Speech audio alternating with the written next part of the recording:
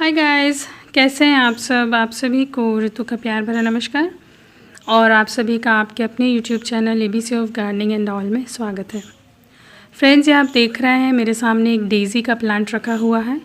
अब daisy family जो है ये इतनी बड़ी है, इसमें कम से कम 20,000 फ्लावर्स आते हैं, छोटे बड़े सभी मिलाकर। और ये विंटर्स का वैसे तो फ्लावर है, पर आप सोच रहे होंगे कि मैं इतने दिनों बाद आपको क्यों बता रही हूँ। एक्चुअली में क्या हुआ कि मैं थोड़ा बाहर गई थी, वहाँ मैंने देखा इसका पैकेट। तो हालांकि काफ़ी लेट हो चुके थे, उस समय अक्टूबर फर्स्ट वीक था, फिर भी मैंने कहा नहीं, ट्रायल बेसिस पे एक बार लगा के देखना चाहिए। तो मैंने कहा ट्राई करके तो देखते हैं हमें क्या रिज़ल्ट मिलता है। तो जो रिज़ल्ट मुझे मिला वो आपके सामने है। हालांकि काफ़ी सारे प्लांट्स मैं बचा नहीं पाई, मेरे पास में 5 से 7 प्लांट्स हैं अभी ये। और इनकी सबसे अच्छी बात ये है कि ये प्लांट जो है ये फैलता जाता है। तो जब ये लंबे अंतराल पर बड़ा हो जाता है तो आप इसको डिवीज़न के माध्यम से कई प्लांट्स आप इनके बना सकते हैं। जब सीडिंग करने की बात आती है तो आप कोशिश कीजिए अगस्त 2-3 वीक में आप इनकी सीडिंग कर दीजिए, ताकि सीज़न आते आते तक ये बहुत अच्छे से जड़ पकड़ लें और फ्लावरिंग पे आ जाए। ये लेट स्प्रिंग से लेके अर्ली समर तक ये ब्लूम पर रहते हैं, और ये भी एक रीज़न था कि मैंने इनको अभी ग्रो किया।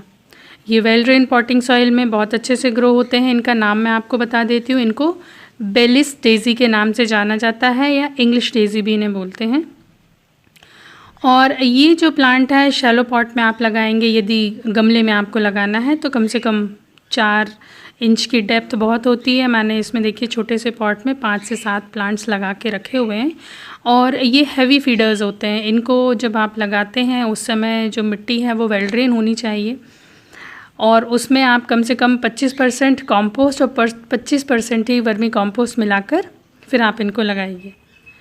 वीकली इनको लिक्विड फर्टिलाइज़र देते जाइए, क्योंकि जब आप लिक्विड फर्टिलाइज़र देंगे तो इनकी ब्लूमिंग की जो कैपेसिटी है वो बढ़ती जाती है। जब एक फ्लावर जो है इनका थोड़ा सा मुरझा जाए, सूख जाए, तो उस दौरान आप इसको हटा दीजिए। यदि आपको सीड्स के लिए बचाना है तो एक फ्लावर काफ़ी होता है। हर प्लांट में एक फ्लावर आप छोड़ दीजिए और थोड़ा उसको वॉच कीजिए, क्योंकि इनके सीड्स जो हैं काफ़ी छोटे होते हैं, तो उनको कलेक्ट करना, जैसे एलिसम के सीड्स होते हैं उसी प्रकार से इनके भी छोटे छोटे सीड्स होते हैं। ये फुल सन में ग्रो होने वाले बहुत अच्छे प्लांट्स हैं। इनको ग्राउंड कवर के तौर पर, एजेस के तौर पे आप इनको ग्रो कर सकते हैं। ये जो प्लांट है वैसे इनमें किसी भी प्रकार का मैंने अभी तक जैसे ग्रो किया है, इस बार मेरे एफिड्स वगैरह कुछ नहीं, क्योंकि मैं रेगुलर बेसिस पे कुछ ना कुछ स्प्रे करती रहती हूँ। तो इनमें सबसे ज़्यादा एफिड्स का ख़तरा होता है। तो एफिड्स के लिए बेस्ट है कि आप मॉर्निंग आवर्स में जब पानी देते हैं तो उस दौरान थोड़ा सा जेट से स्ट्रॉन्ग शावर्स आप इसे दे दीजिए, तो एफिड्स वगैरह जो लगे रहते हैं वो स्प्रे उस फोर्स से निकल जाते हैं, स्प्रे के फोर्स से। या फिर बेस्ट है कि इवनिंग आवर्स में आप 1 लीटर पानी में करीबन 50 ml कच्चा दूध मिला लीजिए और फिर उसको स्प्रे कर दीजिए, तो उससे भी एफिड्स मर जाते हैं। अभी तो मेरे यहाँ लेडी बग है तो वो एफिड्स खा लेती, इसलिए मुझे उससे प्रॉब्लम नहीं होती है।